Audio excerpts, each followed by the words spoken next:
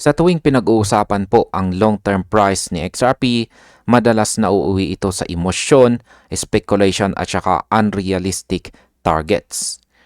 Pero kung titingnan po natin ito bilang isang crypto enthusiast, ang tunay na nagpapagalaw po ng presyo ay hindi po hype, kundi structure. At ngayon, may tahimik po na structural shift na nangyayari sa likod ng ingay. Ito po ay ang pagpasok ng RLUSD. Ito po ang US dollar peg stablecoin ni Ripple. Hindi po ito kalaban ni XRP, kundi parang bagong highway o daan kung saan papasok ang malaking pera. At kapag nagbago po ang daanan ng kapital, natural na nagbabago rin ang presyo. Ito po ang angle na ipinaliwanag ni Saif. Hindi bilang kwento, kundi bilang mechanics ng market. Kaya yan po ang siyang ating pag-uusapan sa video na ito. At ayan, ano nga ba talaga ang RLUSD? At bakit po ba ito mahalaga? Ang RLUSD ay inilaunch po ng Ripple noong December 2024. Isa po itong fully collateralized stablecoin na nakapeg or nakadikit sa US dollar. Ang target po nito ay hindi po retail hype, kundi institutional settlement at saka liquidity operations. Sa madaling salita, hindi po ito ginawa para sa pump, kundi para sa galaw ng malaking pera. Dati kapag bibili ang isang bangko ng XRP, dadaan pa ito sa banking rails. May delay, may forex risk, at saka may uncertainty. Sa tulong po ng RLUSD, lahat ng ito ay nawawala. Isang on-ledger asset, stable ang value at handang ipalit kay XRP anumang oras. Yan po ang klase ng efficiency na hinahanap ng mga institutions.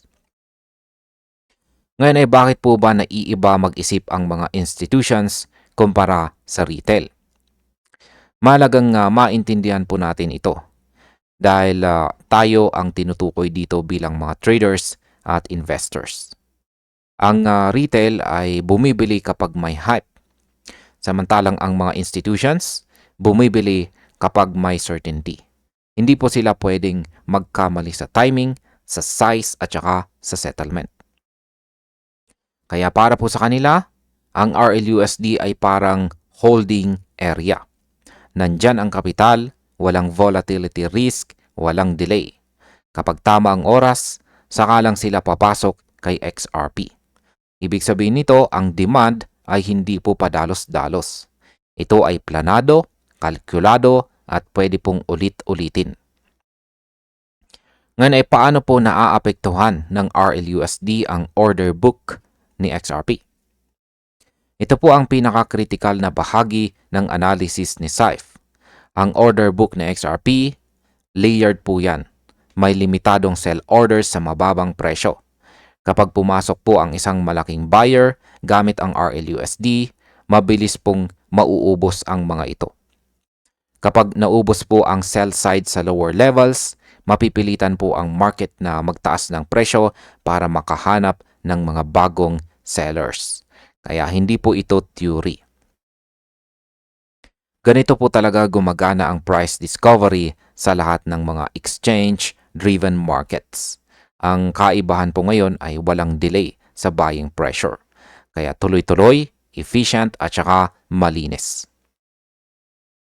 Ngayon ay bakit po ba mas mabilis ang epekto kumpara sa dating cycle?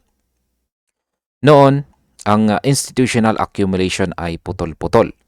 May pause, may settlement delay, may operational friction.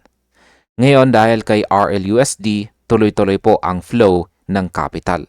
Walang pahinga, walang interruption, at kapag may conviction ang buyer, kaya po niyang ubusin ang liquidity sa mas maikling panahon.